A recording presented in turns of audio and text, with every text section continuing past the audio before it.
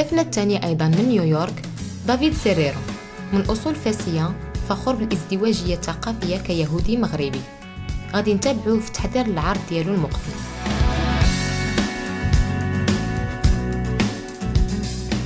Je suis chanteur d'opéra, acteur et aussi producteur.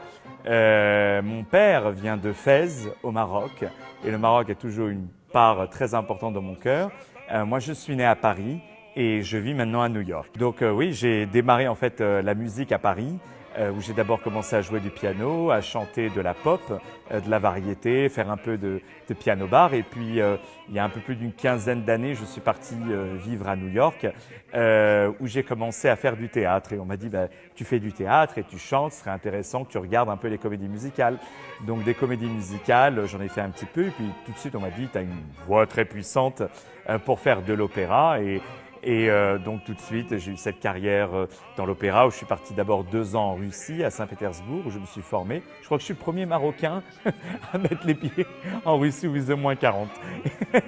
et après, s'en est suivi une carrière dans les opéras un peu à travers le monde. Et puis après, je commence à faire beaucoup de concerts, revenu un petit peu vers le théâtre. Et maintenant, j'ai la chance de jouer tant au cinéma, à la télé, que également jouer les grands rôles du répertoire classique et également dans l'opéra et chanter tout un tas de répertoires et de les enregistrer. Je n'ai jamais été aussi heureux.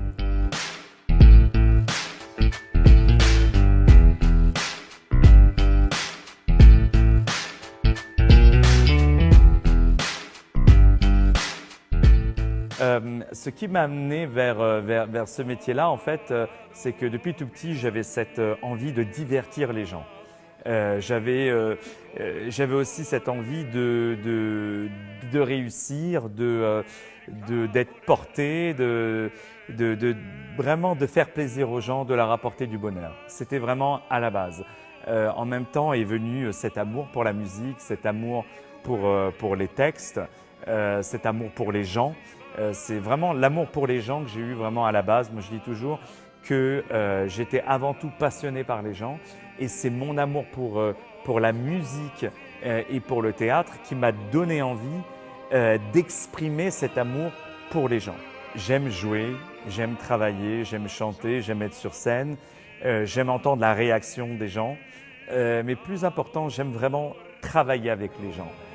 C'est vraiment ce qui me plaît, d'être au contact des gens, de rencontrer des nouveaux. Le fait de jouer plein de musiques différentes, ça me permet aussi de rencontrer plus de gens. Donc c'est avant tout pour moi une question de gens. Dans mon origine, il y a une très grande influence sur mon travail. Le fait d'être d'origine marocaine, je pense que je n'ai pas pu aborder l'opéra de la même manière que si j'étais né en Bretagne ou si j'étais né au fin fond de la Russie. Je pense que les Marocains, ils ont ce côté où ils n'ont pas peur d'oser et où ils n'ont pas peur d'apporter leur identité dans des choses qui existent déjà. Ils n'ont pas peur de briser les règles, voyez, mais les briser de façon tout à fait saine, voyez. Par exemple, moi j'ai en moi cette joie de vivre depuis tout petit, depuis tout le temps, cette envie d'être excessif dans mon amour pour le public, en tant que chanteur, en tant qu'acteur.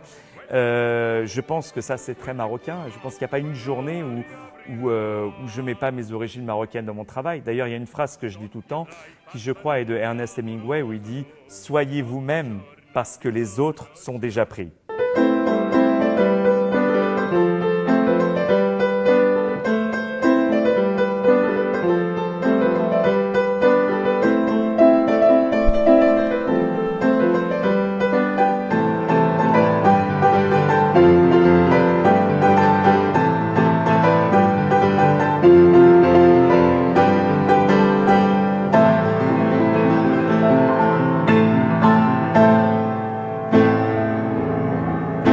J'aime chanter ces chansons. En fait, la plupart de ces chansons, bien entendu, je les connais de mélodie, j'en connais même beaucoup.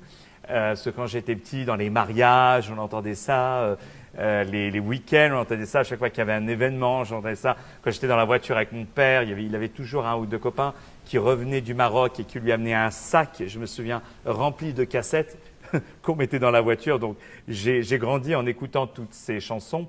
Malheureusement, je ne chante pas très souvent ces chansons-là, mais seulement pour Othello, en fait, j'ai dû les apprendre. C'était très dur même d'apprendre le langage arabe pour les chansons et les mémoriser. Mais c'est vraiment un bonheur. Et c'est une langue qui est, même je pense que c'est même pas l'arabe, c'est le langage marocain qui est vraiment très très musical, avec des sons qui sont vraiment propres à ce langage. C'est vraiment une très très belle langue et j'espère d'ailleurs enregistrer et chanter d'autres de ces répertoires. Et dans Othello, en fait, même ce que je fais, c'est que je prends la version de Verdi, grand compositeur Verdi, qui a écrit un opéra sur Othello, qui s'appelle Othello. Et donc, je chante l'air d'Othello, mais que j'ai adapté avec des arrangements orientaux, des arrangements marocains, avec de la darbouka. Donc, je vous promets que c'est vraiment assez original. Et puis j'incorpore vraiment des sons orientaux, de la musique marocaine tout au long de la pièce. Vraiment.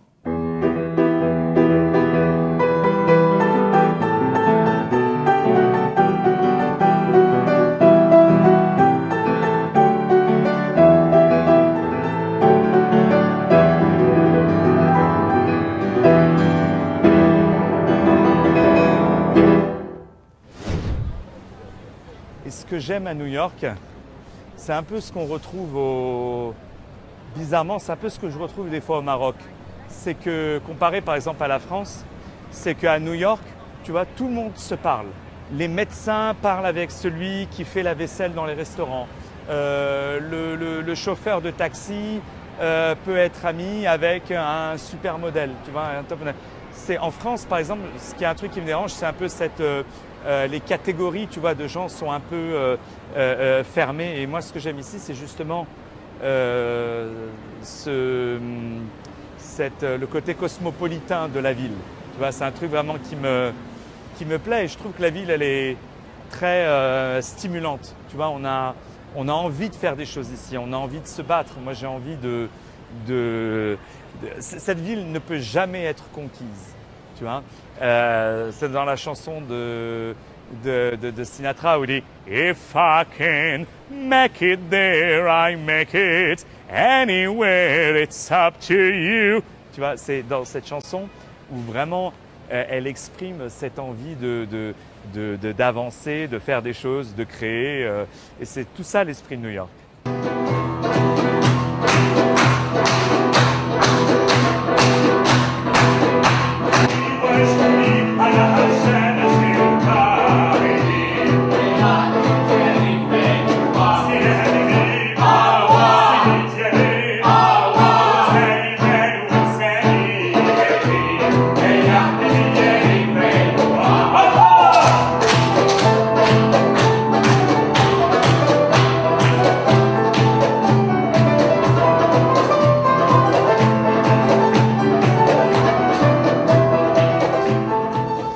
J'ai toujours été attiré par la culture américaine.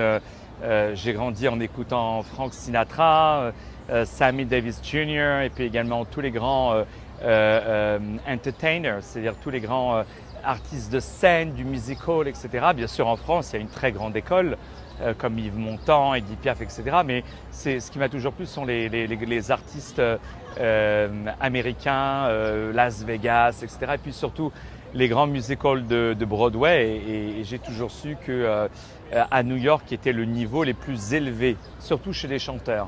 Donc c'est d'abord là où j'ai voulu me diriger et puis je suis tombé amoureux avec la mentalité des New-Yorkais qui est une mentalité de bosseurs, de fonceurs. Donc je me suis retrouvé un peu dans cette mentalité-là. À New York, on se sent toujours loin du monde, loin de tout, mais on est ici pour le travail. Je ne connais pas beaucoup de gens qui sont à New York vraiment pour le plaisir d'être à New York.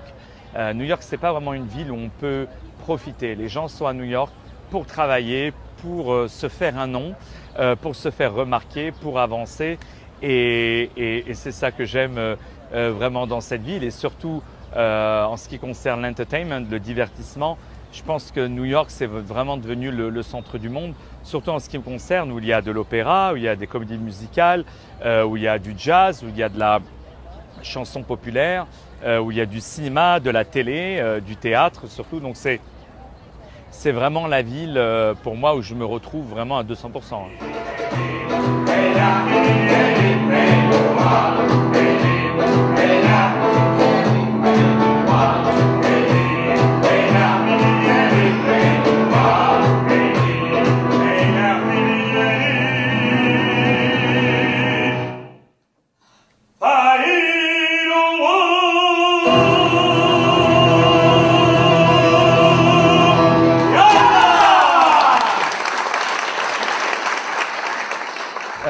Avant de venir depuis le Maroc ou depuis l'Afrique, avant de venir aux États-Unis, ici à New York, le temps c'est de l'argent.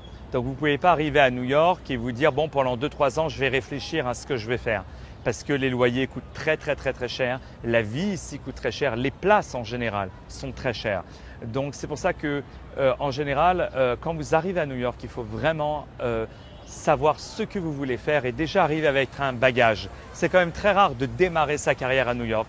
En général, on arrive à New York quand on a déjà un très gros bagage ici. Ne serait-ce que déjà par rapport à toute la question des administratifs, par rapport aux papiers, par rapport au visa.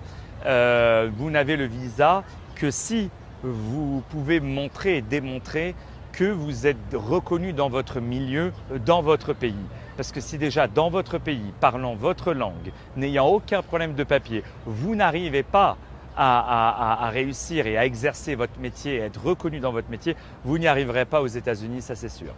C'est vraiment, moi j'ai mis vraiment très longtemps avant de venir faire des spectacles à New York. Après, vous pouvez venir vous former à New York parce que les écoles sont vraiment en général très bonnes, tous secteurs confondus. Encore une fois, c'est ce mélange et cette réunion de tous les talents du monde entier, que ce soit même des professeurs d'ailleurs, qui viennent enseigner ici aux États-Unis, des masterclss, etc. Donc on peut vraiment apprendre beaucoup de choses. Voilà, après si vous voulez apporter votre savoir-faire marocain ou africain ici aux États-Unis, de toute façon, la porte est ouverte ici à qui veut bien l'ouvrir. Et c'est ça qui est vraiment le mot d'ordre.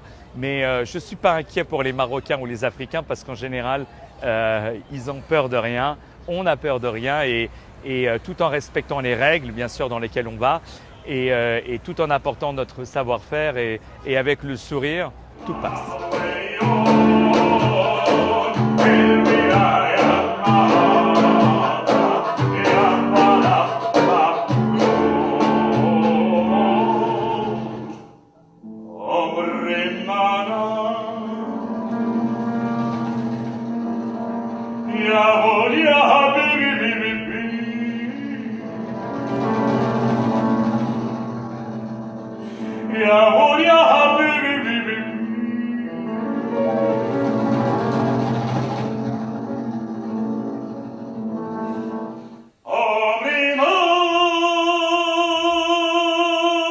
حلقتنا وصلت النهاية وموعدنا في حلقة جديدة من برنامجكم مغاربة أمريكا.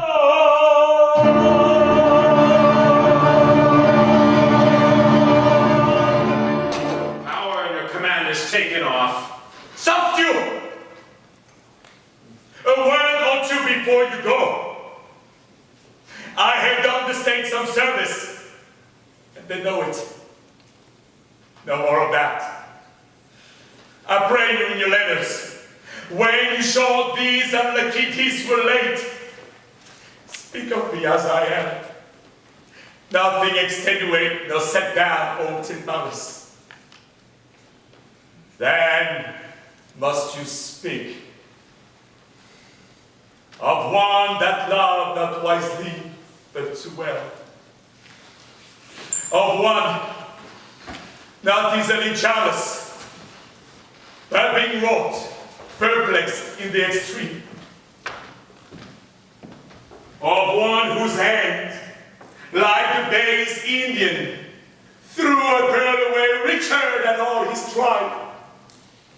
Of one whose subdued eyes, albeit unused to the melting mood, drop tears as fast as the Arabian trees, their medicinable come. Say to them this, and say besides, that in Aleppo once, where a malignant and a Taban Turk beat a Venetian and traduced the state.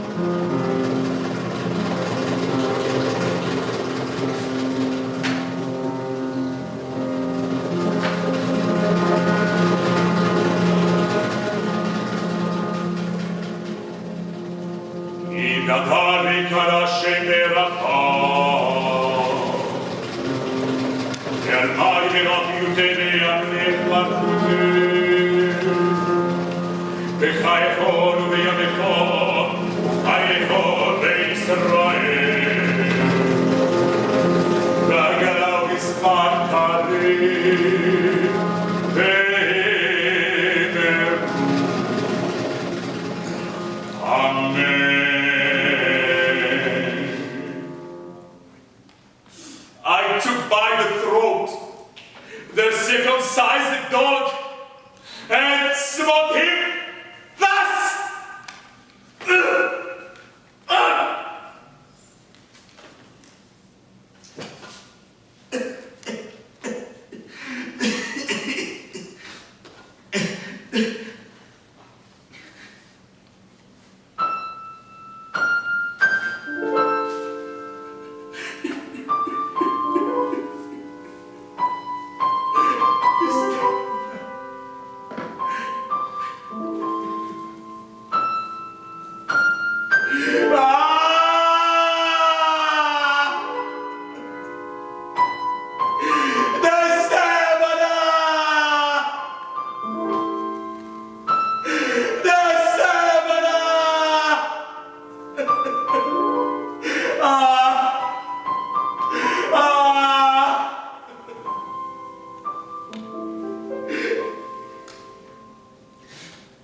I kissed thee ere I killed thee.